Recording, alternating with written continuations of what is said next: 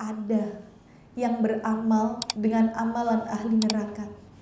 Hatta yakuna bainahu wa bainan nari dhira', sampai tinggal tersisa antara dia dan neraka satu hasta. Benar-benar cuma tinggal satu saja amalan ahli neraka dia lakukan. Dia akhirnya masuk neraka. Fayasbiqu alaihil kitab, tapi akhirnya takdirnya berkata lain. Wa ya'malu amala ahlil jannah fayadkhuluha, dan dia akhirnya melakukan amalan penduduk surga dan dia wafat dengan melakukan amalan ahli surga dan dicatatkan sebagai penduduk surga. Inilah akhir kehidupan seseorang yang Allah takdirkan. Kita nggak tahu takdir kita itu takdir yang membawa kita kepada amal ahli jannah atau ahli nar, karena semua itu hadiah dari Allah. Husnul khotimah itu nggak bisa kita rancang, tapi kita bisa berusaha, kita bisa berupaya. Maka Rasulullah sampai sabdakan, Allah itu ngasih kita garis ajal. Garis ajal kita, rambu-rambunya itu sama Rasulullah sebenarnya sudah dikasih, bahwa inna a'mar ummati baina sittin wa sab'in, umur umatku itu antara 60 sampai 70. Ini rambu-rambunya tuh udah jelas dari Rasulullah. Kita tuh umurnya cuma segitu aja, Bu. Kalau ibu hari ini sudah usia 70 tahun lebih, itu bonus dari Allah tuh banyak. Harusnya kalau udah umur segitu, gak usah lagi banyak mikirin dunia. Wes garek maklum kok kehidupannya itu. Udah cuma tinggal sejengkal aja lah garis ajalnya.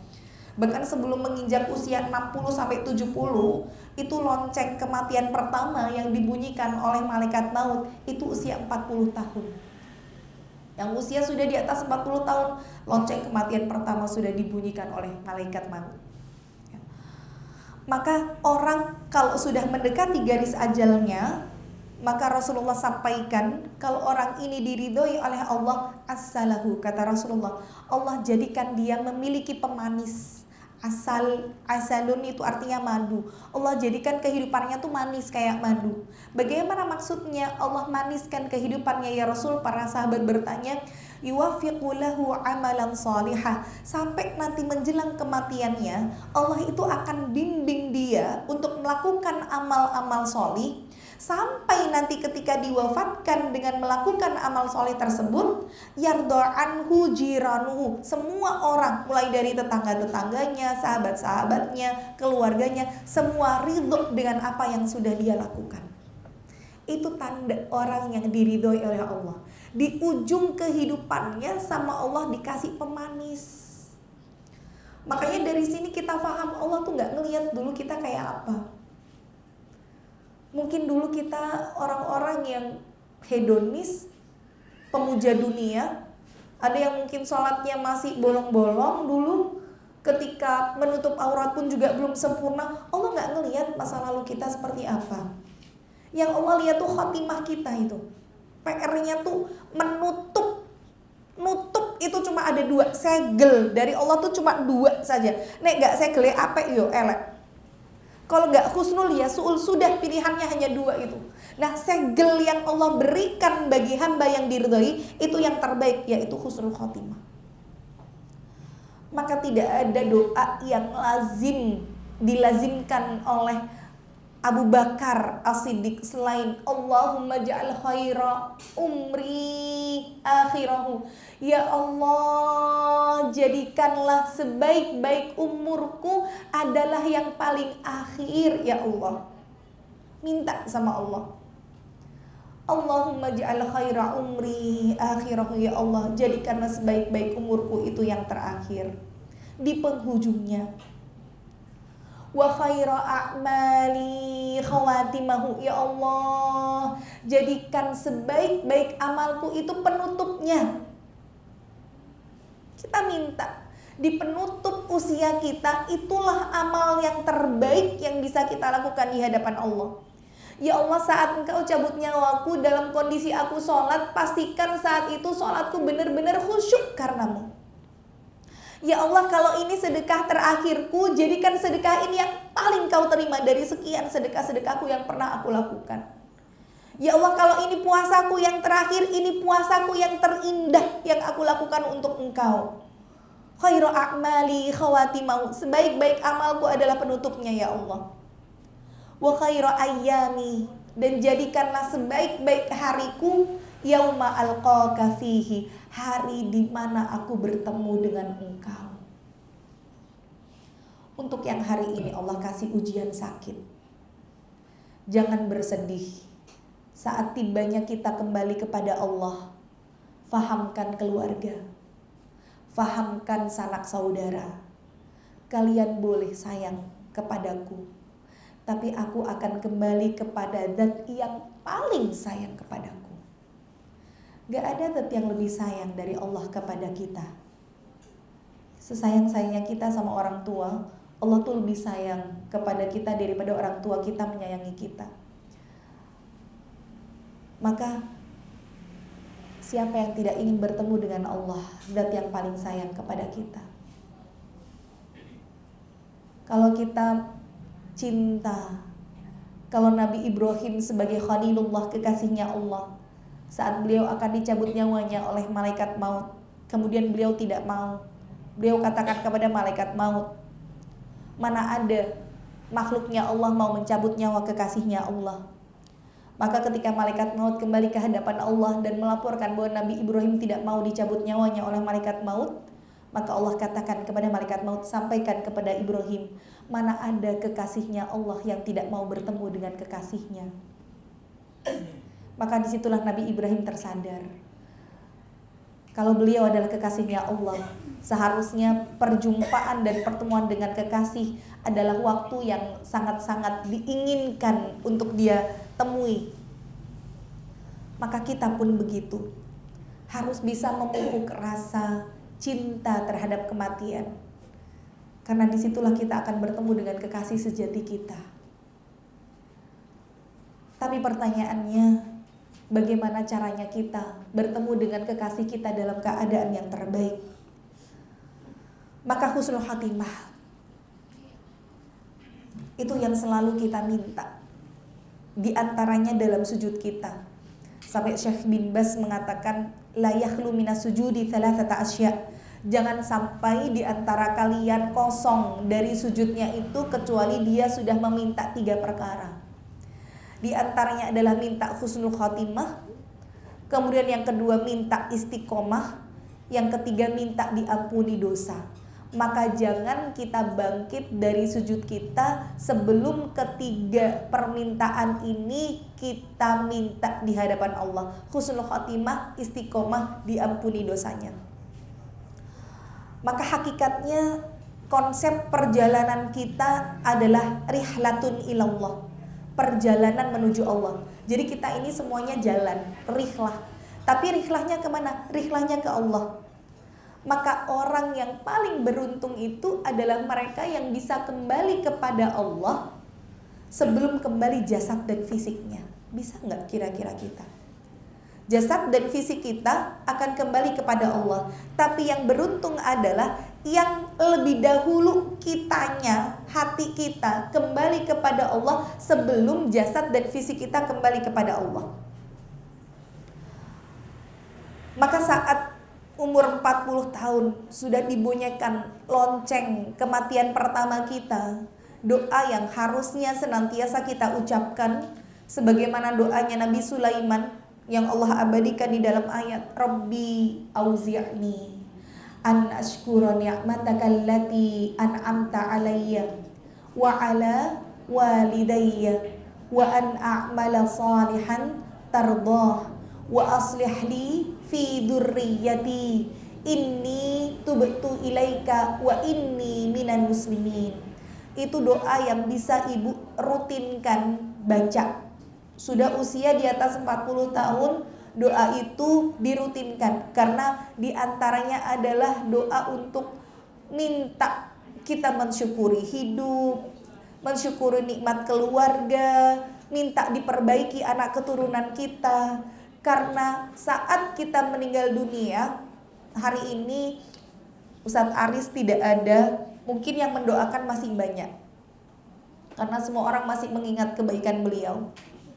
Tapi setahun yang akan datang, 2 tahun, 3 tahun, masihkah kita mengenang dengan mendoakan beliau secara spesifik? Allahu a'lam bishawab. Yang bener-bener masih setia ngedoain itu ya cuma istri gitu ya, suami kita, pasangan hidup, anak-anak dan orang tua. Kalau orang tua sudah nggak ada, berarti harapannya adalah kalau nggak suami ya anak. Maka di dalam doa tersebut diantaranya kita minta aslih li fi dzurriyyati, perbaiki anak keturunanku ya Allah. Karena diantaranya harapan kita untuk dapat amal jariyah adalah dari keturunan-keturunan yang sholih. Ibu, itu PR. Jangan cuma mikirin kita tok yang sholih. Banyak orang hari ini orang tuanya ngaji tapi anaknya nggak keurus. Banyak orang tuanya jilbaber, anaknya pakai jilbab aja enggak. Apa yang kita mau harapkan dari kehidupan kita kalau kita nggak ada? Kalau bukan doa anak-anak yang sholih. Didik anak zaman sekarang luar biasa sulit. Di tengah zaman fitnah yang luar biasa, kita digempur berbagai macam ghazwatul fikr, perang pemikiran. Fitnahnya Masya Allah hari ini. Ibu, dengan pondasi iman yang kokoh, jamin gak anaknya juga punya akidah yang kokoh? Belum tentu. Sayangnya agama itu gak bisa diwarisi. Iman itu gak bisa diturunkan kepada keturunan kita. Itu kabar buruknya. Kalau orang punya harta dunia bisa diwarisi ke anak keturunannya, tapi kalau kesolihan orang tua gak bisa untuk diwariskan kepada anak. Maka PR kita perbaiki generasi keturunan di bawah kita.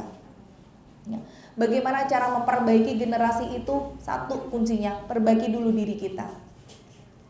Saat kita sudah memperbaiki diri, perbaiki kualitas sholat, nanti Allah yang akan memperbaiki kualitas hidup. Tapi kalau ternyata Allah belum juga memberikan perubahan kebaikan pada anak keturunan kita, bisa jadi itu disebabkan dosa-dosa kita di masa lalu yang belum Allah ampuni. Perbanyak taubat, perbanyak istighfar. Minta sama Allah, ya Allah, kalau anakku hari ini belum bisa jadi seperti yang aku inginkan ya Allah, dan itu disebabkan karena dosaku di masa lalu, tolong tunjukkan ya Allah, dosaku yang mana, kesalahanku yang mana yang belum Engkau ampuni ya Allah, amalku yang mana yang belum Engkau terima dengan sepenuhnya, tunjukkan ya Rabb. Dan akan aku jadikan amalan itu sebagai tolak ukur bahwa ini yang harus aku taubati. Kita bertaubat dari dosa masa lalu tersebut, sehingga kalau kita sudah mentaubati dosa di masa lalu tersebut, Allah terima taubat kita, Allah perbaiki keturunan kita. Maka para sahabat Utsman bin Affan, beliau kalau disinggung tentang surga atau neraka bisa jadi tidak menangis, tapi begitu beliau ada di kuburan itu bisa nangis. Bukan menangisi kepergian orang yang sudah meninggal, tapi beliau teringat sabda Rasulullah dengan beliau mengatakan, fa innal qabra manzilatun min manazilil akhirah. Sungguh kubur itu adalah halte, tempat pemberhentian pertama dari kehidupan akhirat kita. Kita itu menuju surga atau neraka itu perjalanannya masih sangat panjang. Nah, tempat pemberhentian kita pertama itu kubur. Halte kita pertama kali berhenti itu kubur. Faman naja fi manzilatil ula, barang siapa yang bisa berhasil melewati halte yang pertama ini, fama ba'daha aisar, maka kehidupan setelahnya akan ringan. Tapi kalau faman lam yanju, tapi kalau dia sudah nggak berhasil melewati kubur aja yang pertama dia sudah gagal, maka kehidupan setelahnya jauh lebih sulit, akan lebih dahsyat daripada apa yang dia terima di dalam kuburnya. Maka mendekati garis ajal harusnya membuat kita berpikir, tidak lagi menjadikan dunia sebagai tolak ukur kecukupan hidup seseorang. Banyak orang yang hari ini masih bangga kalau gajinya 2 digit, 3 digit, seolah-olah rentetan dari angka-angka yang dia temui itu yang menjadi tolak ukur kebahagiaan. Bagi kita itu sudah harus berubah paradigmanya. Kecukupan kebahagiaan tidak lagi ada pada deretan angka. Cukup itu ada di hati. Makanya Ali bin Abi Thalib sampai mengatakan bahwa yang disebut takwa itu diantaranya adalah ar-ridho al-qana'atu bil qalil. Kita bisa qanaah, lapang dada, nerima sesuatu yang sifatnya sedikit. Orang yang sudah ngaji harusnya kompas hidupnya berubah. Bukan lagi mandang dunia sebagai tujuan utama. Dunia itu di tangan aja, jangan sampai masuk ke dalam hati. Maka di sini kita belajar bagaimana kita mengakhiri perjalanan dunia dengan husnul khotimah. Ada beberapa syarat yang harus kita penuhi kalau kita ingin kematian husnul khotimah. Yang pertama syaratnya adalah tidak mencampur adukan antara keimanan dengan kemunafikan dan kesyirikan. Jadi syarat mutlak orang mau husnul khotimah itu harus beriman. Tapi imannya ini harus pure, harus murni. Gak boleh tercampur dengan syirik, gak boleh tercampur dengan munafik. Kesyirikan dan kemunafikan itu juga menjadi syarat orang nantinya tidak akan mendapatkan syafaat. Sekecil apapun kesyirikan yang dia lakukan. Saya pernah analogikan secara sederhana. Kalau kita untuk kehidupan dunia saja suka cari cara untuk memuluskan urusan kita dengan nyari channel orang dalam. Buat bikin SIM, cari channel orang dalam. Piye ge carane etok SIM nembak rapopo sing penting lulus. Ibu yang punya SIM tapi jalannya normal itu mesti nggak ada. Karena kalaupun ada mesti saking polisine wes kesel. Wes peng telu ra lulus-lulus wes kei wae timbange ujian ya padha wae ra lulus gitu ya. Apalagi SIM motor. SIM motor itu sudahnya belak-belok, dikasih rintangan, nggak boleh jatuh, nggak boleh nebak nganggo sikil we gak eto. Nebak nganggo sikil gak lulus ujiannya kan gitu. Akhirnya kan kita lebih milih wes langsung gampang wae lah, duwe kenalan apa ora. Bayar larang sithik ra apa-apa, sementing lulus. Kalau untuk urusan dunia aja kita suka cari cara biar memudahkan urusan kita. Mikir nggak kalau kehidupan akhirat itu kita harus punya channel orang dalam. Biar masuk surganya gampang gitu loh. Kan perjalanan kita menuju surga itu kan lama, panjang ya. Kalau boleh saya ringkaskan sedikit dari kitab At-Tadhkirah bagaimana kondisi orang sampai nanti ke surga, mulai dari sakaratul maut dulu. Sakaratul maut, malaikat maut di atas kepala. Kemudian sepanjang mata melihat itu ada malaikat-malaikat, antara malaikat rahmat atau malaikat adab, tergantung dari bagaimana kondisi iman kita. Kalau sudah begitu nanti diambil nyawanya sama malaikat maut, mulai dari kaki terus sampai tenggorokan. Ini bagian yang paling sulit. Kalla idza balaghatil hulqum, kalau sudah melewati kerongkongan ini yang paling sakit, barulah nanti dibawa sama malaikat rahmat atau malaikat adab. Dibawa naik dulu ke langit pertama, langit kedua, yang jarak antara setiap langit itu 100 tahun perjalanan. Baru setelah bertemu dengan penghuni-penghuni langit ini, sampai nanti naik ke langit ketujuh, ketemu sama Allah. Ketemu sama Allah, nanti Allah perintahkan untuk dikembalikan ruh sama jasad, diselipkan di antara kain kafannya. Itulah kondisi di mana jasad itu sedang dimandikan, dikafani, disolatkan. Itu prosesnya ruh kita itu bisa ngelihat jasad kita lagi diapain. Jadi saat kita takziah ngelihat mayit di depan kita, kita sholatin, itu ruhnya di situ. Ruhnya masih ngelihat, dia tahu yang takziah ini istriku nangisin kepergianku, anakku. Tapi dalam proses itu dia sudah tidak bisa untuk melakukan apapun. Dia hanya bisa melihat saja.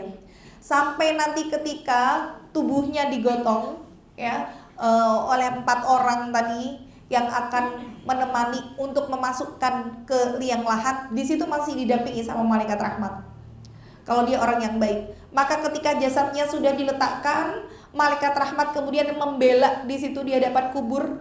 Dia mengatakan yang dikuburkan di sini adalah orang yang gemar berdakwah, amar ma'ruf nahi mungkar. Maka nanti kubur mengatakan, kalau begitu aku akan lapangkan tempatku selapang-lapangnya.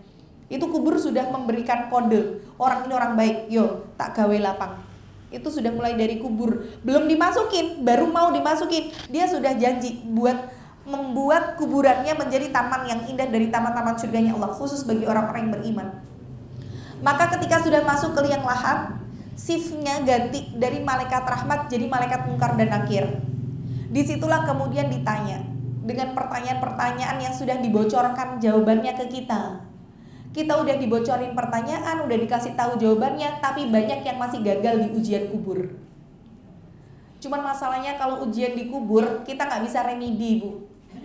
Kita nggak bisa balik lagi ke dunia. Piye caranya, ya? Maka saat nggak bisa jawab pertanyaan, di situ sudah siap. Malaikat mungkar dan nakir akan memukul kita dengan palu godam yang sangat keras. Dan bumi di situ akan menghimpit sehimpit-himpitnya sampai sesempit-sempitnya. Barulah setelah itu, kalau dia orang yang beriman, dibukakanlah alam barzah untuk memberikan kebaikan yang dia dapatkan di alam kuburnya. Masuklah ke alam barzah. Disitulah kemudian dia bertemu dengan kawan-kawannya. Dia bisa bercengkrama, dia bisa ngobrol, dia bisa mengunjungi satu sama lain. Itu di alam barzah. Nah, di alam barzah ini sampai kapan? Sampai kiamat tiba. Jadi tidak ada orang yang hari ini sudah masuk surga atau neraka. Semua masih di alam barzah. Antara dapat kenikmatan atau dapat adab. Kalau kemudian orangnya nanti masuk ke alam barzah yang dengan orang-orang yang dikasih kenikmatan sama Allah karena iman dan amal solih, maka mereka tidak akan pernah bisa berjumpa di alam itu dengan keluarga yang dicintai kalau tidak selevel iman dan amal solihnya. Mau satu kuburan sak liang lahat, mau suami istri, maaf ya, kalau level iman dan amal solihnya nggak sama, kepisah itu di alam barzah. Dan mereka pun baru tahu setelah di alam barzah, dia tahu temanku ini udah meninggal, kok gak ono yo neng kene tak goleki kok ra ono. Berarti mereka baru sadar kalau ternyata temannya itu masuknya ke alam yang lain, ke neraka hawiyah, di alam barzah tersebut. Maka di alam barzah sampai kapan? Sampai tiupan sangkakala pertama dibunyikan oleh malaikat Israfil. Jadi begitu malaikat Israfil diperintahkan oleh Allah tiup sangkakala yang pertama, maka ditiupkan semua makhluk yang bernyawa diwafatkan. Tidak ada yang tersisa kecuali 3 malaikat nanti. Malaikat maut, malaikat Jibril, dan malaikat peniup sangkakala. Ini di akhir kehidupan kita, itu cuma tinggal 3 tersisa ini saja. Dengan semuanya sudah diwafatkan. Maka ini berarti udah kiamat nih. Kiamat, Kemudian dari ketiganya ini, kan tiupan sangkakala pertama, kiamat terjadi, semua makhluk diwafatkan. Setelah itu tinggal tersisa 3, Allah perintahkan kepada malaikat maut untuk mencabut nyawanya malaikat Israfil, peniup sangkakala. Dicabut nyawanya sama malaikat maut. Tinggal tersisa 2, malaikat Jibril dan malaikat maut. Maka Allah perintahkan malaikat maut untuk mencabut nyawanya sendiri. Sampai dia mengatakan, ya Allah, kalau aku tahu rasa sakit itu dicabut nyawanya sesakit ini, aku tidak mau untuk disuruh nyabutin nyawanya orang-orang ya Allah. Karena dia nyabut nyawanya aja kesakitan. Padahal dia nyabut nyawa sendiri tentu pelan-pelan, tapi dia merasa sakit di situ. Maka tinggal tersisa 1 saja malaikat, yaitu malaikat Jibril. Dengan penghormatan dari Allah, maka Allah sendiri yang mencabut nyawa malaikat Jibril. Sampailah betul-betul Tidak ada lagi yang tersisa kecuali Allah Subhanahu wa ta'ala. Kullu man 'alaiha fan, kata Allah. Semua makhluk yang bernyawa di dunia ini fan, tiada, binasa, hilang, mati. Wa yabqa wajhu rabbika dzul jalali wal ikram. Tinggal tersisa wajahnya Allah saja yang memiliki keagungan dan keperkasaan.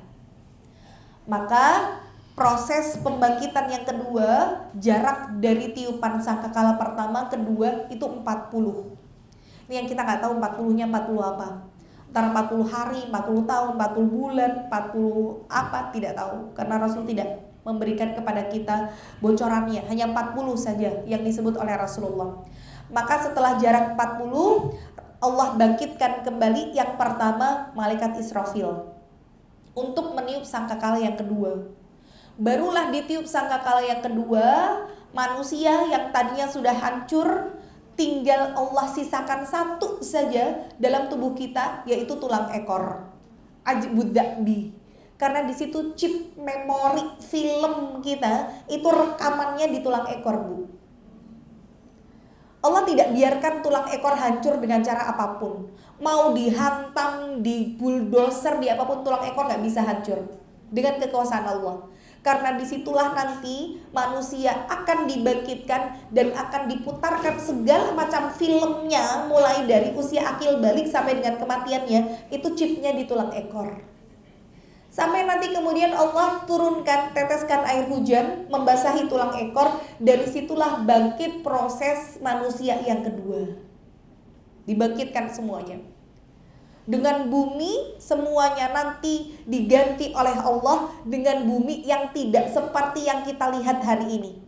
Sampai manusia bertanya, ini bumi yang mana? Kami tidak pernah melihat bumi bentuknya seperti ini. Dan itulah yang disebut dengan padang mahsyar. Semua manusia nanti digiring dengan 3 keadaan. Hufatan, tidak beralas kaki. Auratan, tidak berpakaian. Ghurlan, tidak dikhitan. Semua dalam kondisi sama, sibuk dengan amalnya masing-masing. Sampai tidak terfikirkan untuk melihat aurat satu sama lain. Saat matahari didekatkan di atas kepala kita, saat begitu panasnya matahari menyengat, hingga ada keringat-keringat yang membanjiri seluruh tubuhnya, semua tergantung amal kebaikan masing-masing. Saat itulah proses hisab yang pertama diketuk oleh Allah. Hisab dengan satu persatu dilihat, diputarkan film kita sampai dengan kematian kita. Diberikan catatan amal kita. Apakah kita menerima dengan tangan kanan atau min wara'i dhahri, atau dari balik punggung kita, dari tangan kiri tapi dari balik punggung. Ini tanda orang yang ujungnya ke neraka saat dia tidak bisa menerima buku catatan amal dengan tangan kanannya. Ini masih hisab yang pertama ini. Setelah itu masih kita ditimbang di mizan. Sampai sabda Rasulullah, ada di antara kalian yang punya badan besar seperti gajah, gede banget. Tapi begitu ditimbang di mizan, ternyata kebaikannya tidak lebih berat daripada sayap seekor nyamuk. Ada juga yang kecil sekali badannya, tapi begitu ditimbang di mizan kebaikan, itu sampai kewalahan mizan karena saking beratnya amalnya. Itu baru mizan. Nanti masih harus meniti sirat, seperti satu rambut yang dibelah 7. Saking sulitnya kita meniti jembatan tersebut. Dengan Allah jadikan bawah sirat itu neraka yang menyala-nyala. Satu persatu kita berjalan. Tergantung dengan amal solih. Ada yang amal solihnya baik, sehingga ketika dia melewati jalan tersebut, dia bisa lari secepat kilat. Ada yang dia berjalan, ada yang dia tertatih-tatih, Ada yang baru satu langkah kemudian harus masuk ke neraka yang begitu panas. Berhasil meniti sirat dengan tertatih-tatih, kita masih harus menghadapi hisab yang kedua bagi orang yang beriman. Kita dihadapkan dengan orang-orang yang dulu ketika di dunia kita pernah berseteru, kita pernah mengambil hak mereka, kita pernah menodai kehormatan mereka, kita pernah memfitnah mereka. Dihadapkan di situ untuk diadili oleh Allah sampai tidak ada yang tersisa dari amal solih yang mungkin kita lakukan karena sudah habis untuk membayar apa yang sudah kita lakukan dulu selama hidup di dunia.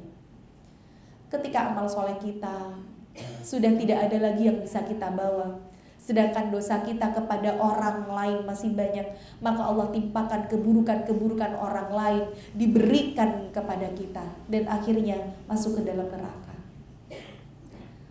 Proses itu masih begitu panjang sampai menuju surganya Allah.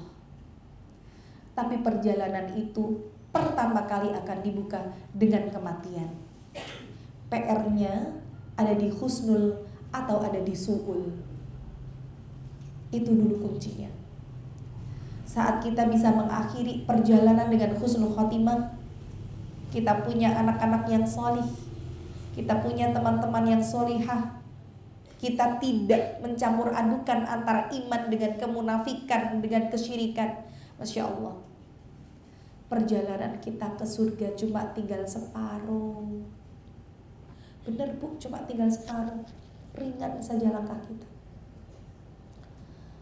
Maka iman itu bukan cuma di dalam hati. Allah butuh bukti. Imanmu dibuktikan dengan apa? Selalu Allah katakan amanu wa amilus sholihat. Iman bergandengan dengan amal solih. Jangan ngaku orang mukmin kalau dari karakter sifat kita tidak bisa menghadirkan kenyamanan terhadap orang sekitar kita. Kalau hari ini kita ngaji kemana-mana, semua ustadz kita ikuti, tapi lisan kita masih menyakiti orang lain, sampai para ustadz pun tidak bisa selamat dalam lisannya. Hati-hati. Bagaimana bisa dikatakan orang beriman kalau tidak tampak pembuktian itu dari amal solih? Maka yang pertama, syarat untuk menjemput husnul khotimah adalah iman yang tidak tercampur dengan kesyirikan dan kemunafikan. Syarat yang kedua, menyembunyikan amal kebaikan, merahasiakan amal kebaikan. Jadi diri kita nek bisa itu dalam masalah amal kebaikan ditutup, punya gudang rahasia, nggak usah diumumin. Nek bisa dalam tanda kutip kita menipu orang lain dengan apa yang kita lakukan. Maksudnya nipu tuh gini, orang tuh melihat kita, alah dek perasaan amalnya biasa-biasa wae. Iya, yang orang lain lihat begitu. Kita menipu mereka, padahal kita punya gudang rahasia dari amal kebaikan yang kita sembunyikan. Yang itu hanya diri kita dan Allah saja yang tahu. Sebagaimana Dawud bin Hindun misalkan, selama hidup beliau itu menyembunyikan puasanya sampai istrinya sendiri nggak tahu kalau ternyata dia itu seumur hidup puasa. Itu bisa loh, dari pasangan hidupnya dia merahasiakan. Bagaimana dia merahasiakan? Setiap pagi dia berjualan di pasar. Ketika istrinya menyiapkan sarapan, dia mengatakan kepada istrinya, ini bekalnya aku bawa saja ya untuk aku makan di pasar. Dia bungkus itu sarapan dari istrinya. Nanti di tengah jalan dia selalu berikan makanan bekalnya itu untuk pengemis yang ada di pasar. Kemudian nanti sampai di pasar dia menjelang sore gitu ya, sore kemudian dia beli makanan-makanan untuk dia bawa buka, tapi dia bilang buat nanti oleh-oleh istrinya. Maka akhirnya ketika sampai di rumah, pada saat maghrib tiba dia berbuka, ya bilangnya itu dia makan malam, padahal itu sebenarnya buka puasanya dia. Terus begitu selama hidupnya. Baru ketahuan setelah beliau meninggal dunia, pengemis yang setiap hari dikasih bekal ini bertanya-tanya, mana ya orang yang selalu memberikan aku bekal di setiap paginya. Ternyata ketahuan beliau sudah meninggal, dan di situ istrinya baru tahu kalau ternyata dia setiap hari berpuasa. PR kita adalah bisa nggak kita menyembunyikan amal kita, punya gudang rahasia, sehingga nanti kebaikan-kebaikan itu baru Allah buka setelah kematian kita. Itu yang kita iri itu sama orang-orang yang seperti itu. Salah satu ciri orang yang meninggalnya husnul khatimah, hari ini dia nggak terkenal dengan kebaikannya di bumi, tapi bagaimana dia sudah terkenal namanya oleh penduduk langit. Penghuni langit itu semuanya kenal sama dia. Maka ketika dia meninggal dunia, ketika disebut namanya ini fulana binti fulan, oh dia orang yang gemar bersedekah, oh dia orang yang gemar berpuasa. Penghuni langit langsung mengenali itu. Tapi orang-orang baru tahu kebaikannya setelah kematiannya. Banyak orang yang seperti itu dan kita iri. Kalau disebut namanya gak kenal ki sopo toh, begitu meninggal dunia, ya Allah ternyata orangnya baik, ternyata orangnya begini-begini. Bisa gak kita menjadikan nama kita harum setelah kematian kita dan bukan dengan saat kita masih hidup? Cari, temukan amal rahasia tersebut. Orang itu diwafatkan sesuai dengan kebiasaannya. Maka temukan apa yang menjadi potensi amal kita. Karena setiap orang itu enggak dikasih potensi amal yang sama kok. Maksudnya gini, kadang kita bisa ngelihat si ibu ini, ya Allah, kok iso yo posone sregep banget. Senin Kamis iya, dia ayam bibit yang gak pernah ditinggalkan. Bahkan yo poson Daud. Lah aku lho nyaur utang. Nek urung Syakban, urung iso. Besoknya bulan Ramadan, Syakban itu lagi iso nyaur. Itu aja tertateh-tateh.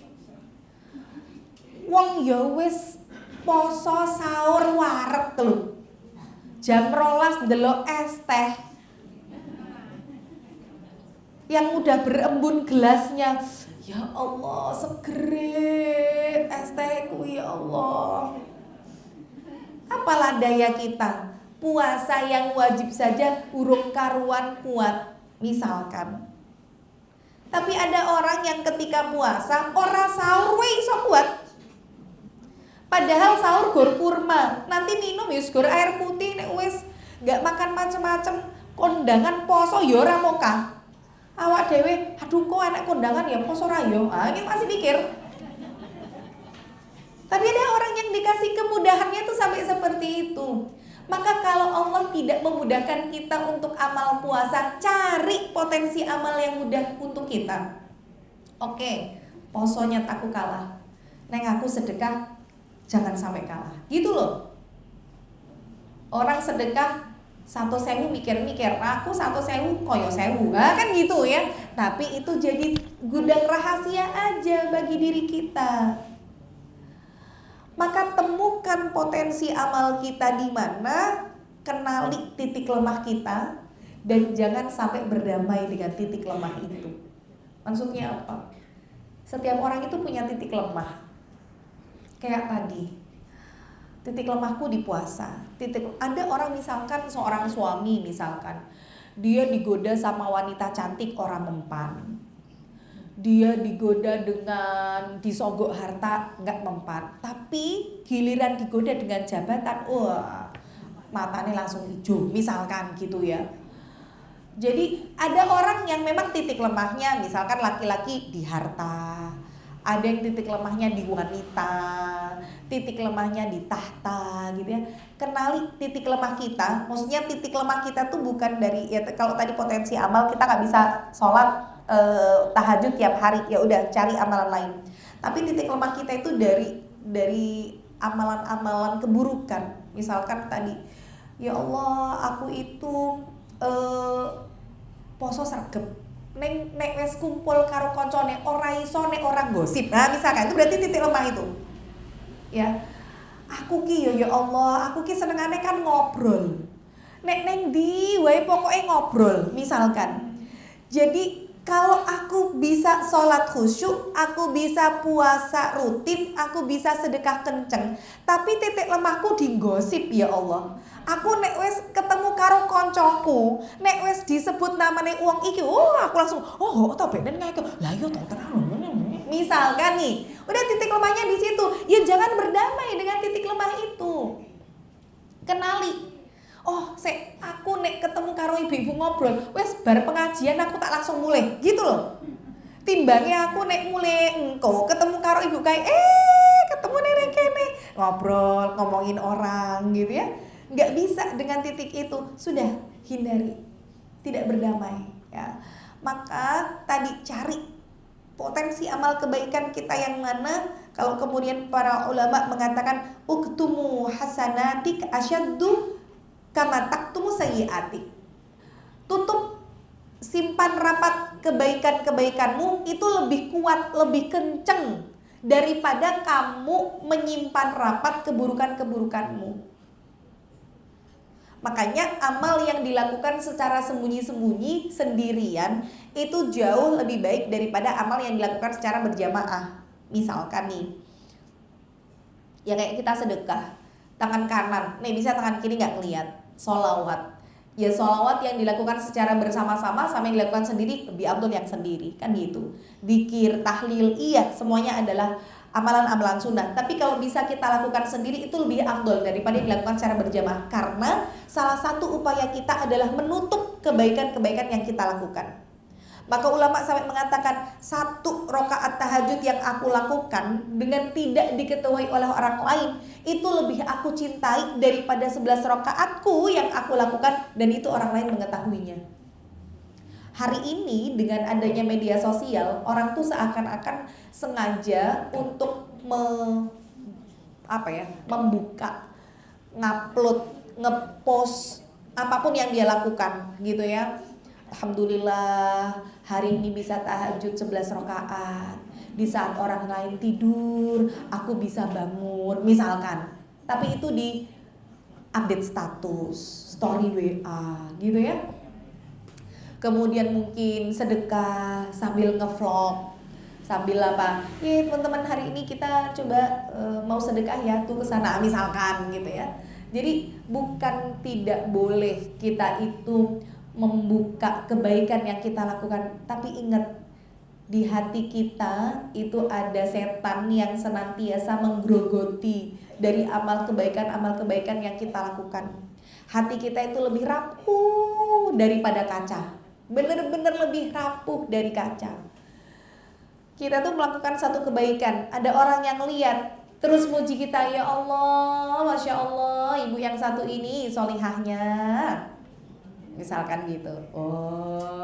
Iya no, aku rezeki orang solihah. Nah akhirnya begitu ya.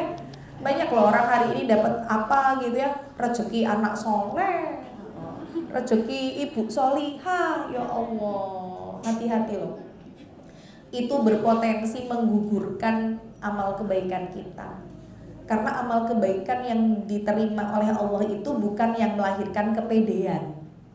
Nek lahir pede, aku wis sholat, wis ngaji, wis sedekah. Nah, itu melahirkan kepedean. Itu justru tanda amalnya enggak diterima sama Allah. Tapi kalau tanda amal kita diterima sama Allah, justru melahirkannya kekhawatiran dan ketakutan. Ya Allah, jangan-jangan sedekahku tadi soalnya ketahuan orang terus enggak diterima. Wis aku nanti sedekah lagi, tapi menang-menang wae rasanya nek sing delokan gitu. Ada orang yang kalau pernah ya dalam satu kotak infak gitu, yang dibungkus di luarnya 2.000 rupiah, tapi diuntel-untel gitu 2.000, tapi begitu dibuka dalamnya 100.000. Itu saking orang pengen menyembunyikan amalnya. Karena kan kadang kalau kotak infaknya itu kan kelihatan gitu ya. Terus orang kan bisa lihat, nek mau saya dicemplokin. Apalagi misalkan lubangnya nggak begitu besar, jadi kadang cek nyantol di situ. Orang kan, nek mau sedekahnya 2.000 toh. Cek mending aku 5.000. Gitu ya. Itu sudah rontok juga tuh ya.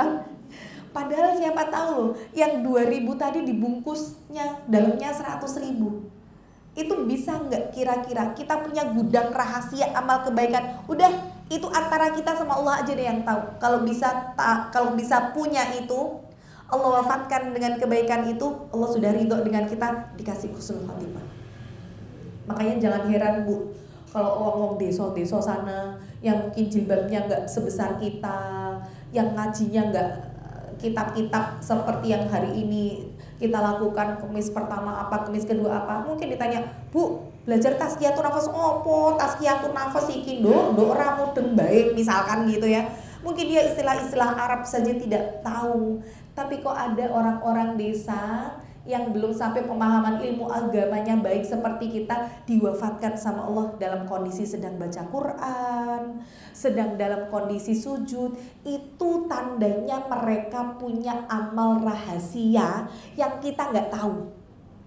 Yang kita lihat mereka biasa-biasa aja, padahal gudang rahasia itulah yang Allah ridhoi dan Allah berikan hadiahnya di penghujung usia, husnul khotimah. Makanya sampai Rasulullah itu bersabda, la tusaddiq wa la tukadzib. Jangan kalian terlalu kagum dan jangan kalian mendustakan. Jangan kita terlalu seneng, terlalu kagum dengan amalan orang-orang solih. Dan juga jangan pernah kita mendustakan atau jangan pernah mencela para pendosa-pendosa sampai kita lihat bagaimana cara kematiannya. Jadi kalau ada orang yang hari ini bermaksiat, jangan nyinyir. Alah dek iki ngopo to, serengane ngene. Belum tentu loh akhir hidupnya kita lebih baik daripada dia. Yang hari ini sudah ngaji kemana-mana, jilbabnya sudah pakai syar'i, gak jadi jaminan kok meninggalnya husnul khotimah. Maka jangan pernah memandang orang terlalu buruk, juga jangan pernah terlalu kagum dengan orang solih ya. Itu yang kedua. Yang ketiga, cara menjemput husnul khotimah adalah berhusnudzon kepada Allah dan kepada orang lain. Harus punya rasa positive thinking, harus punya prasangka yang baik kepada orang lain atau kepada Allah. Imam Hasan Al-Basri, beliau selalu mengatakan kalau melihat orang lain, selalu beliau sebutkan huwa khairun minni, dia lebih baik daripada aku. Kalau melihat orang yang lebih tua, maka beliau mengatakan khairun minni fa innahu qad sabaqani bil hasanat, karena dia telah lebih dulu mendahului aku dalam kebaikan-kebaikan. Saya bilang ibu-ibu lebih baik dari saya, karena ibu-ibu usianya di atas saya, sehingga kebaikan-kebaikan yang ibu lakukan jauh lebih banyak daripada saya. Tapi begitu kita ngelihat anak yang lebih kecil, usianya lebih muda dari kita, katakan huwa khairun minni, dia lebih baik daripada aku. Sabaqtuhu bil ma'asi, karena aku sudah mendahului dia dari maksiat-maksiat. Kowe karo aku maksiate disi anakku, soalnya aku lebih tua, berarti aku lebih buruk karena dosamu lebih sedikit, karena maksiatnya banyakkan aku. Jadi kalau kita bisa memandang orang itu dengan kacamata ini, kita akan husnudzon dengan orang lain. Banyak orang-orang yang sudah ngaji itu tidak bisa memberikan udzur, padahal Rasulullah itu menjadi orang yang pertama kali mengajarkan kepada kita, kalau saudara kita melakukan kesalahan, utlubil ma'adir, cari apa yang bisa menjadi udurnya. Bukan malah digolek-goleki kesalahannya. Oh kayak tonyak ngono, kayaknya tongi koyo ngene, kowe lagi ngermudeng to, aku wis kenal no. Kan zaman dek ben ki ngene. Coba carikan udurnya. Oh, mungkin saat itu orangnya memang lagi enggak ada uang kali. Oh mungkin waktu itu dia lupa, mungkin saat itu dia sakit, mungkin saat itu dia lagi banyak urusan penting mendadak. Carikan udzur sehingga kita bisa memandang orang lain itu dengan hati yang bersih ya. Maka kalau kita bisa berhusnudzon kepada orang lain, maka kita pun bisa berhusnudzon kepada Allah. Saat Allah memberikan ujian-ujian kepada diri kita, kalau hati kita bersih, ya Allah, gak mungkin kalau Allah itu memberikan sesuatu kalau gak ada ibroh dan hikmah yang bisa aku ambil. Ya Allah, kenapa toh aku dikasih ujian kayak gini, kakiku sakit kayak gini ya Allah. Oh Allah pengen gugurkan dosa-dosaku. Allah tahu dulu tuh kakiku tuh pernah digunakan buat ke tempat-tempat yang Allah tidak ridhoi. Makanya sekarang ganjarannya dikasih sakit, biar dosaku di masa lalu itu hilang, dihapuskan dengan sakitku. Oh ya Allah, kenapa toh kok aku diuji dengan anak? Ada orang, karena ujian kita itu kan masing-masing ya. Ada orang yang diujinya lewat suami, ada orang yang suaminya baik, ada sebuah keluarga suaminya baik gitu ya, selama ini hidupnya bahagia, kemudian anak-anaknya juga jadi anak-anak yang solih, nurut sama orang tuanya, punya bayangan, oh nanti nek anakku nikah, mantuku arep takjak ngaji, mantuku arep ngene-ngene. Ternyata justru terkadang Allah itu ngasih kita ujian terhadap sesuatu yang kita inginkan itu. Allah uji dengan mantunya. Mantunya ternyata yang gak bisa khidmah kepada suami, yang suka mengadu domba, yang suka begini. Sampai salah satu jemaah pengajian tuh nangis sama saya.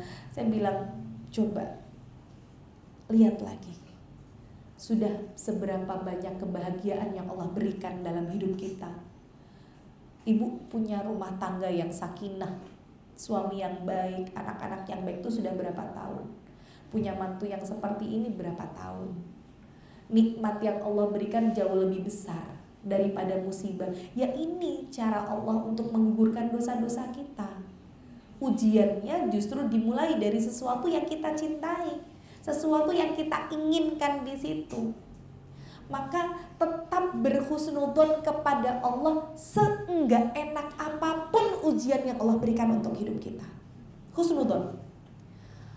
Maka kalau sudah usia-usia mendekati ajal kematian, sudah dalam kondisi sakit parah gitu ya, itu sudah tidak boleh lagi ditakut-takuti dengan neraka, dengan kubur. Tuh nggak boleh ditakuti. Kowe nek ra tobat saiki kok kowe mlebu neraka lho, ya nggak boleh tuh. Jadi ada ilmunya gitu ya. Dan toh kowe iki ora tau salat saiki, ndang salat to kok nek mlebu neraka aku ra ngewangi lho ya.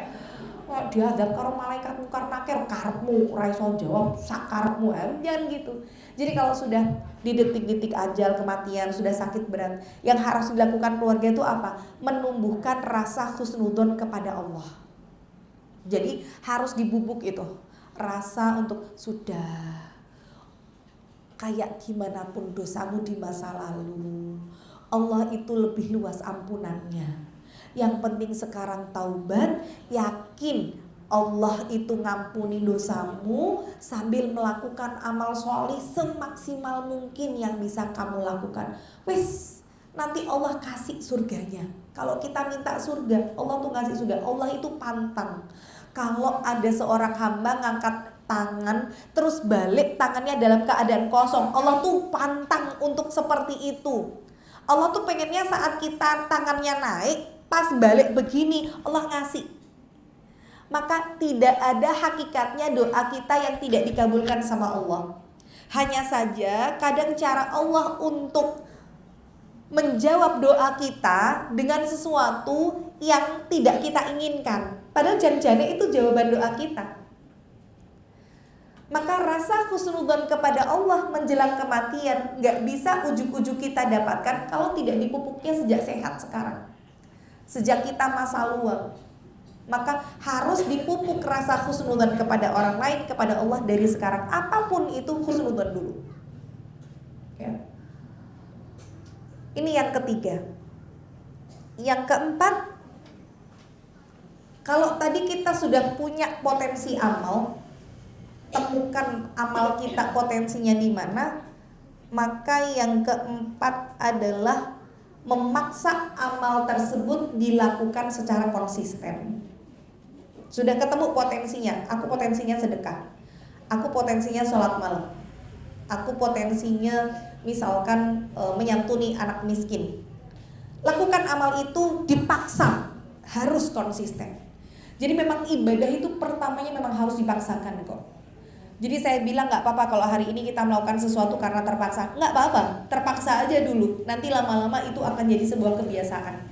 Kalau sudah menjadi kebiasaan, maka orang akan diwafatkan sesuai dengan kebiasaannya. Umar bin Khattab, ya, beliau itu paling senang sholat. Sampai beliau mengatakan seandainya tidak ada lagi, seandainya semua aturan di dalam hidup ini dihapuskan oleh Allah, aku cuma minta sholat jangan dihapuskan, karena di amal itulah yang aku paling cintai. Itu Umar. Maka beliau diwafatkan pada saat sholat. Ketika beliau berdoa sama Allah, ya Allah wafatkan aku dalam kondisi syahid tapi di kota Nabi. Itu diketawain sama para sahabat. Umar, kamu tuh kalau berdoa ya yang bener. Kalau minta matinya syahid, ya jangan di Madinah. Wong Madinah itu negaranya bukan negara konflik. Itu loh, ke Suriah, ke Palestina kalau bahasa kita sekarang. Jangan di sini nggak ada perang. Tapi beliau tetap dengan doanya, ya Allah wafatkan aku dalam kondisi syahid di kota Nabimu. Maka ketika ada seorang Majusi, jadi orang Persia yang memang dia tidak suka ketika kerajaan Persia itu kan kebanyakan Syiah ya. Jadi orang Syiah tuh sebel banget sama Umar bin Khattab, karena Umar bin Khattab lah yang memberantas Syiah, orang-orang Persia itu. Akhirnya Abu Lu'lu'ah al-Majusi dia datang membunuh, menikam Umar bin Khattab dalam kondisi sholat.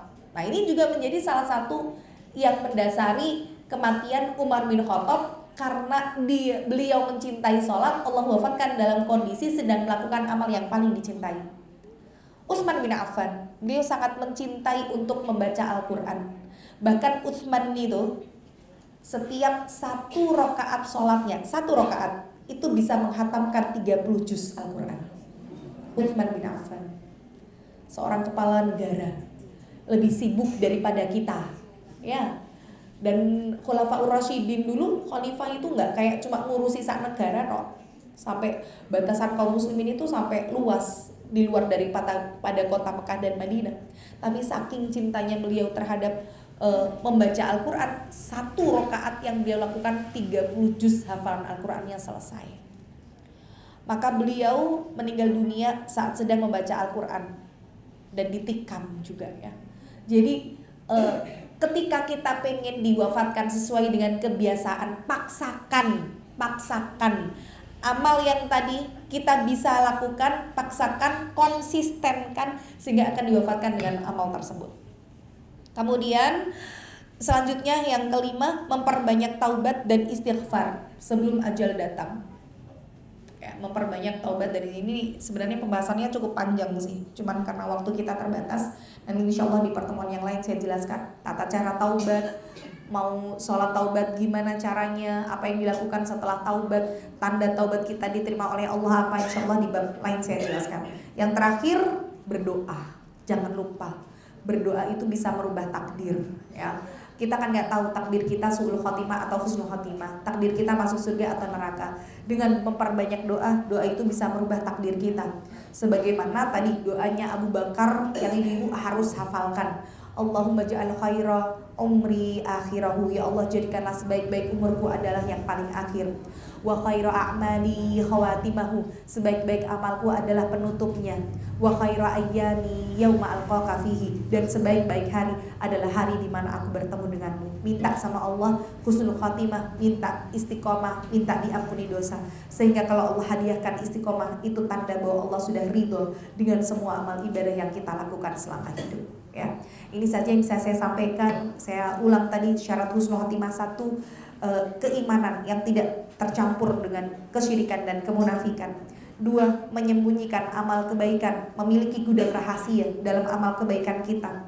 Yang ketiga, berhusnudzon kepada Allah dan kepada orang lain. Yang keempat, memaksa amal yang dilakukan secara konsisten.